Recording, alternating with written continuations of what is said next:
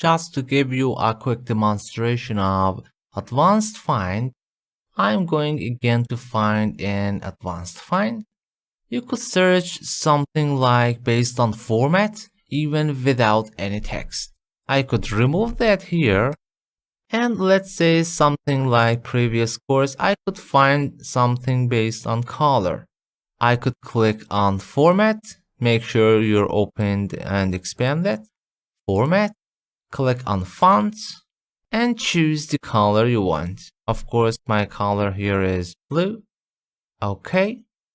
You could find next and going next based on contiguous selected text, or you could even highlight them all. You see, every text with similar format will select it. And of course, you could make it much more complex, something like superscripted and with underline, with a specific color, a specific size, bold, a specific font face, etc. So it's getting so complicated. And if you don't want to have any search based on font color or any format, simply click on no formatting. And of course, you could clear highlights.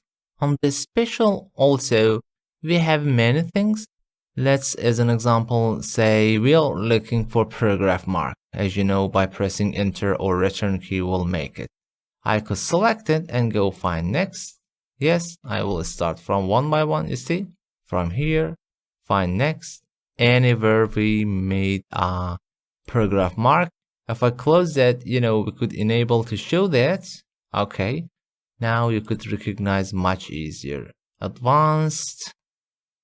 And again, enable paragraph mark or paragraph character. We didn't add actually here. Okay. Find next, you see? You could find them all. You could find space, tab, and many things such as digits, characters, and you could combine it with something like a wildcard. As you see here, we have many wildcards to make much more complex.